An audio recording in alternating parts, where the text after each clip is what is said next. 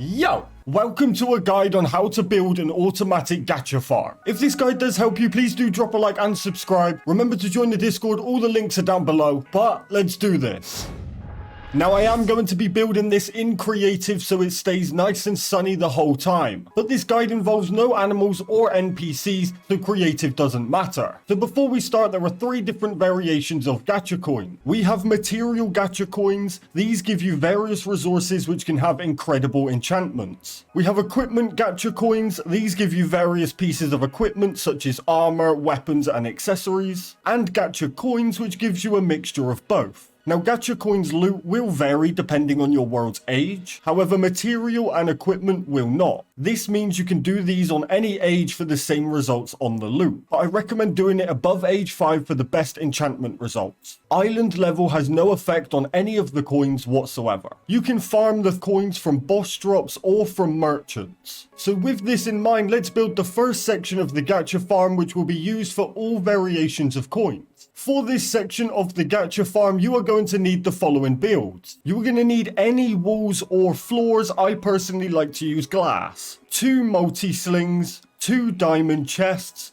2 gacha prism machines, 2 droppers, 3 absorbers, some high-speed conveyor belts. I also recommend having a few gacha coins on you during this stage so you can test everything works. So to start with, I recommend building this on an empty island. Gacha farms can become pretty big, especially material gachas. So you want to avoid lagging out your main island or just taking up the entire map. So let's just build far enough out so we have plenty of space. Now let's place some floors down in a straight line. This is where the main transfer from coin to prism is going to happen. Now we're going to place down our 2 gacha machines. Now it doesn't really matter where you place these, but I recommend doing it towards the middle of the floor and then just bring it over to the side. Now you may need to adjust these slightly as you go, but it is a kind of trial and error situation. But the most important part is that 2 machines must fit on this floor next to each other, and the 2 metal parts where the coin goes in must be facing each other. But they also must be facing outwards so the coin is pushed forwards towards the rest of our floors. So I'm just going to place the first one down like so, and I'm going to try and get the second one exactly the same but on the other side. Okay, now I think that's good enough. So now we want our multi-sling to be directly in the middle. So we're going to gridlock it, rotate it around to the right position, and we're going to try and get it pretty much as close as possible but directly in the middle.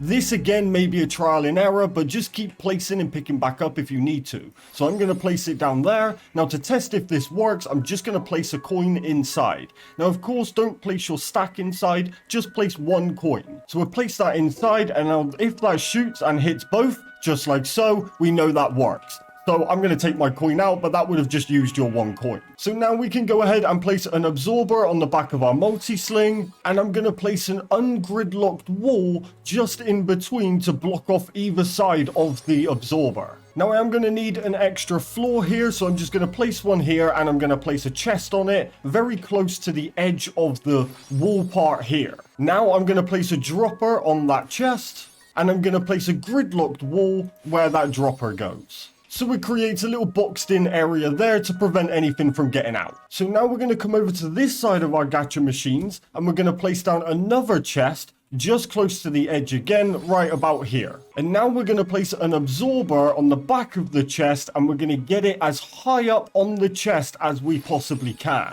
Now we're going to place a gridlocked wall in between.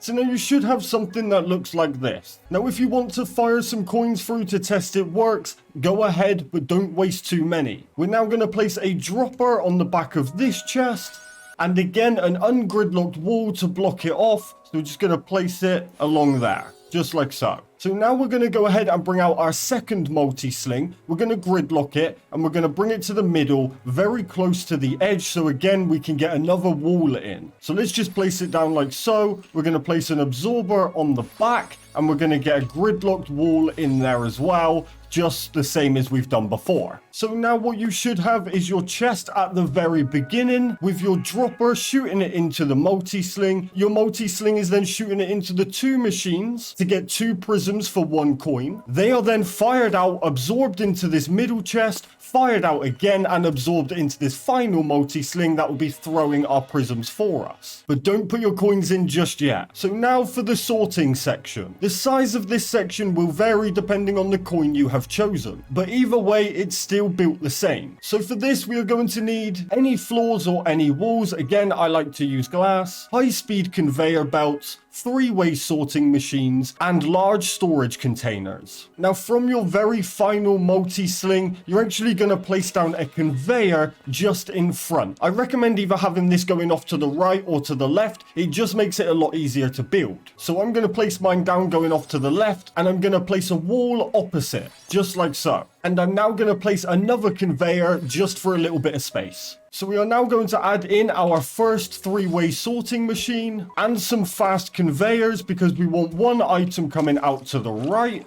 and we want another item coming out to the left. And then, of course, we want the rest of the loot continuing forward. Now, you are going to want to do this for as many items as you want. So we can now go ahead and place our coins in the very first chest, just like so. That will then go through, fire it into there. That will then hit the 2. That will come through, gone into there. That will then shoot, hit the wall, and there we go. Now, as that item has gone through, I'm going to need to go and collect that and take it round to one of the sides of my sorting machine, and I'm going to have to place that in there just like so. So now anytime that item comes through, it's going to come out this side. We've got another new item here, so I'm going to have to get this one and place it into this side. Now we've used up all of our sides and we've got another new item, so of course we're going to need to add another sorting machine onto the end. Make sure everything's facing the right way, add our conveyor belts onto the side. We can go ahead and place that item in there, so that item can keep being stored. We want the rest to continue. We want something coming out of this side, so let's collect the rest of these. We've got another 3 here, so that's a bunch of more sorting machines needed, and you're going to have to keep doing this until there is no more items coming out the end.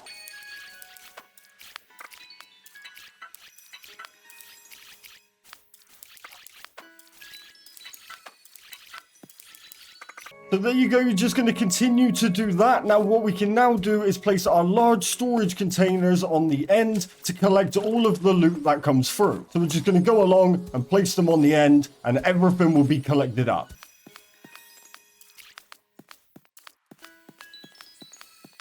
So there we go, we have a gacha farm. So what we can now do is place down floors to make it nice and easy to get to all of our storage. Maybe we'll go all the way around this way instead, and we can access everything in here, and everything that gets sorted will be collected nicely for us. Now, as I said, some of these farms can actually end up huge. At the time of making this video, console has an item floor limit. So I suggest you choose the main items that you want to farm and have everything that you don't want go off of the end to either be recycled, sold, or evaporated into the item limit universe. And there we go, your only job is to now refill the very first chest, and you may also want to keep an eye on the gacha machines, as very rarely they can wiggle slightly, so you only end up getting 1 prism. But that's why I don't recommend you trap them in any way to stop them from glitching, and if that does happen, just pick them up and replace them. But as I said, it's very rare, but if it does happen, it's not a big deal. Now I really hope this guide helped you. If it did, please do drop a like and subscribe. Remember to join the Discord, all the links are down in the description below, but most importantly, enjoy the rest of your day. Stay safe, and I'll catch you guys in the next video.